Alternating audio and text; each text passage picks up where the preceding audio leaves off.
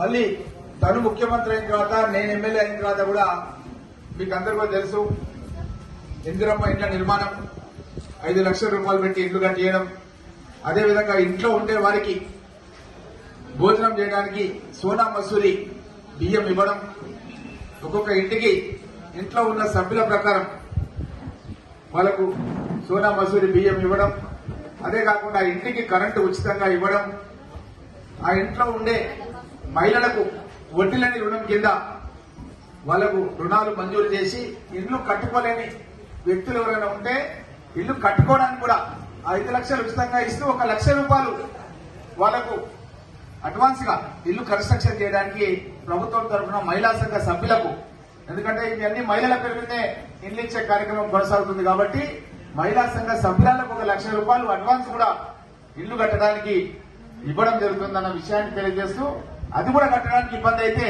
మేమే కొంతమందిని ఎంపిక చేసి కాంట్రాక్టర్లను కూడా ఊర్లలో పంపించి ఆ ఇల్లు కూడా కట్టించే బాధ్యత కాంగ్రెస్ పార్టీ తరఫున తీసుకోవడం జరుగుతుందన్న విషయాన్ని కూడా మీకు అందరికీ కూడా తెలియజేస్తూ, అదేవిధంగా ఈ యొక్క ఇళ్లతో పాటు మహిళా సంఘాల్లో ఎవరైనా సభ్యులు వాళ్లకు అనుకోకుండా ఎక్కడన్నా రాష్ట్రంలో ఎక్కడన్నా ఎవరైనా చనిపోతే కూడా వాళ్ళ అప్పును మాఫీ చేసి వాళ్ళకు వాళ్ళ పిల్లలు చదువుకోవాలని వాళ్ళ యొక్క అభివృద్ధి గురించి 10 లక్షల రూపాయల చెక్కులు కూడా ఆ కుటుంబంలో ఉన్న చిన్నారులను ఓదార్చడానికి కూడా ప్రభుత్వం తరఫున చెక్కులు కూడా ఇవ్వడం జరిగిందన్న విషయాన్ని కూడా మీ అందరికీ కూడా తెలియజేస్తూ, ఈ మధ్య కాలంలోనే మొన్న మేము 3 రోజుల కిందనే దగ్గర 2,10,00,000 రూపాయలది ఆల్రెడీ అమౌంట్ మహిళా సంఘాల్లో వాళ్ళ ఖాతాలో వేసినాం.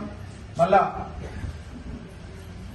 సోమవారం రోజు రేపు ఆల్రెడీ వడ్డీ లేని రుణం కూడా ఏదైతే మనం ఇంట్రెస్ట్ ఏదైతే ఉంటుందో దాన్ని వాళ్ళ ఖాతా లోపల జమ చేస్తున్నాం సోమవారం రోజు. రేపు సోమవారం రోజు ఇది సపరేట్, ఆ పాతది కాకుండా ఇది సపరేట్ అనమాట. ఇది వాళ్ళు వాడుకోవచ్చు డబ్బులు, ఎందుకంటే ఇది ప్రాఫిట్ లాగా వడ్డీ లేని రుణం కింద వాళ్ళ ఖాతా లోపల 45 లక్షలు మన జిల్లాకు శాంక్షన్ అయింది.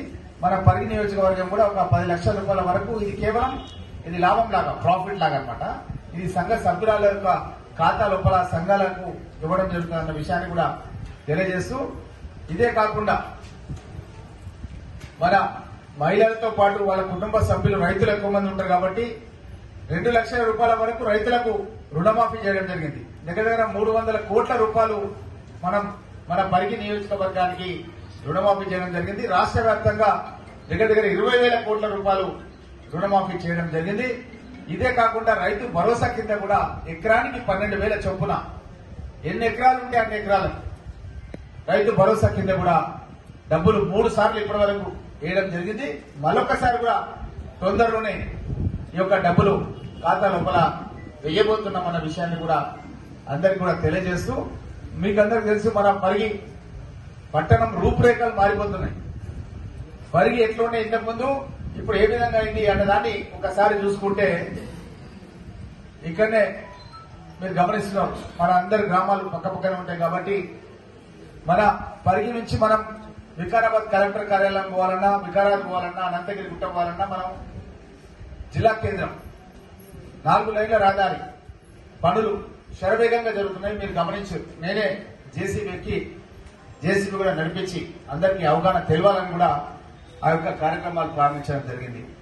నస్కల్ బ్రిడ్జ్ దగ్గర కూడా పనులు పెద్ద ఎత్తున జరుగుతున్నాయి. మొన్ననే పంతులు, మన పరశురామ్, కృష్ణ అందరూ కూడా నాయకులందరూ కూడా కలిసి మనమంతా కూడా ఆ రోజు పోయి ఆ బ్రిడ్జ్ కాడ కూడా పోయి పనులు పర్యవేక్షణ చేసి వచ్చినాం.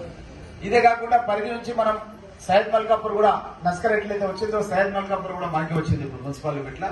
అక్కడ కూడా పనులు పెద్ద ఎత్తున నిన్న మేము ఆ రూట్ లో పోయినప్పుడు అవన్నీ కూడా వర్క్స్ అన్ని కూడా మేము నిన్న సీఎం గారి ప్రోగ్రాం ఉండే మహబూబ్నగర్ జిల్లా లోపల చాలా అభివృద్ధి కార్యక్రమాలు మన గండేడ్ మహమ్మదాబాద్ అక్కడ పోయింది కాబట్టి అక్కడ కూడా మీటింగ్స్ నేను పోతాను. అక్కడ పోయినప్పుడు మనం షాద్నగర్ దగ్గర పోయినప్పుడు అక్కడ కూడా పెద్ద ఎత్తున పనులు జరుగుతున్నాయి. మీరందరూ కూడా గమనిస్తున్నాం. మరి ఇంతకుముందు ఎట్లా ఉంటుండే ఇప్పుడు ఎట్లా ఉంటుంది అన్నది మీరందరూ కూడా గమనిస్తున్నాం. కాబట్టి ఇదే కాకుండా సైద్పల్లి పరిసర ప్రాంతాల నుంచి ఒకటి కొత్త రేడియల్ రోడ్ కూడా హైదరాబాద్ పోతుంది. నాది 6 లైన్ల రహదారి 6,000 కోట్ల రూపాయలతో కేవలం 40 నిమిషాలనే హైదరాబాద్ చేరుకుంటాం మనం ఔటర్ రింగ్ రోడ్. అదేవిధంగా అది కోస్గి వరకు పోతుంది ఈ రోడ్డు. మన దోమ మండల్ నుంచి మన కోస్గి వరకు పోతే గండేడు మొందబాదుల్లో కూడా కోస్గికి వచ్చేస్తే వాళ్ళు కూడా పరిగి మీదకి వెళ్ళిపోవచ్చు. అయితే ఈ రోడ్డు మూలంగా మైలారం కాడ ఒక ఫ్లైఓవర్ వస్తుంది. కులక్చర్ల వాళ్ళంతా మైలారం వచ్చేస్తే అక్కడ నుంచి వాళ్ళు ఈ రోడ్డు మీదకి వచ్చేస్తారు. మన సైద్పల్లి దగ్గరకు వచ్చేసి ఇక్కడ నుంచి సిటీకి వెళ్ళిపోవచ్చు. అదేవిధంగా మన అనంతరెడ్డిపల్లి దగ్గర నర్సింగాపూర్ వాళ్ళంతా కూడా అనంతరెడ్డిపల్లి పోతే అక్కడ నుంచి మనం మళ్ళా ఇదే రోడ్డు మీదకి వెళ్ళి ఔటర్ రింగ్ రోడ్ ఎక్కొచ్చు.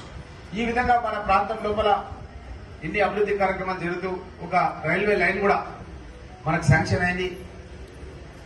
ఇప్పుడే గోవర్ధన్ రెడ్డి గారు పెద్దలు ఆ రైల్వే అధికారుల దగ్గర కూడా పోయొచ్చు. అది ఆయన బావి మీదకి వెళ్ళి రైలు పోతుందంట. ఆయన బాధ వర్ణాయితం.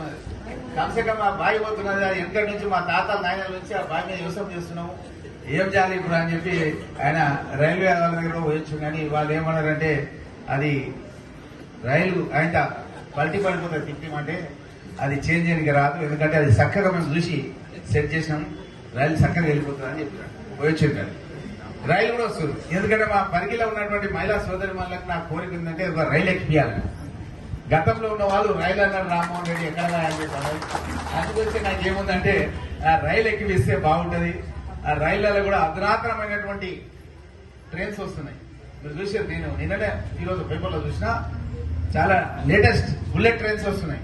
చాలా బాగా వేగంగా పోతున్నాయి. గంటకు 160 కిలోమీటర్ల స్పీడ్ తో పోయి వస్తున్నాయి.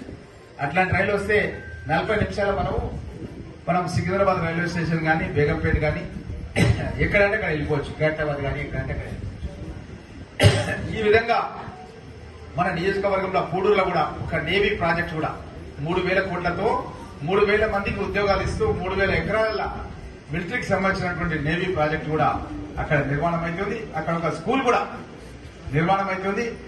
అదేవిధంగా మన దగ్గర తుంకులగడ్డలో కూడా ఒక మంచి స్కూల్ మనం అందరం కూడా ఆ రోజు ఇక్కడ ఉన్న నాయకులు అంతా వచ్చారు. బాలాజీరు, గోపాలు, రామకృష్ణ, అశోక్ అందరూ కూడా వచ్చారు. మా రాము అత్తగారింటికి పోయాడు, వాళ్ళు పిలిచారు. ఇక బామర్దులు అందరూ వచ్చి ఆ రోజు మిస్ అయిపోయాడు. అయ్యో కూడా యాత్ర పోయినట్టు పరశురామ్ అందరినీ టీం తయారు చేసి అలా దావాతు పెట్టినట్టు ఆ రోజు. సో అందరు కూడా వచ్చారు. అందరు కూడా ఆ రోజు మన దగ్గర ఈ యొక్క ఇంటిగ్రేటెడ్ స్కూల్ కూడా మనం 200 కోట్ల రూపాయలతోన దాన్ని స్టార్ట్ చేసినాం. పని కూడా నడుస్తుంది. మన ఎస్సీలకు, ఎస్టీలకు, బీసీలకు, మైనార్టీలకు సపరేట్ స్కూల్స్ 200 కోట్ల రూపాయలతో నిర్మాణం. అది ఎట్లుంటదంటే మా హైదరాబాద్ కోటీశ్వరులు కూడా అలా పిల్లల్ని ఎట్లాంటి స్కూల్ పంపిస్తారో అంతకంటే బాగుంటుంది మన స్కూల్, మన పరిగి స్కూల్.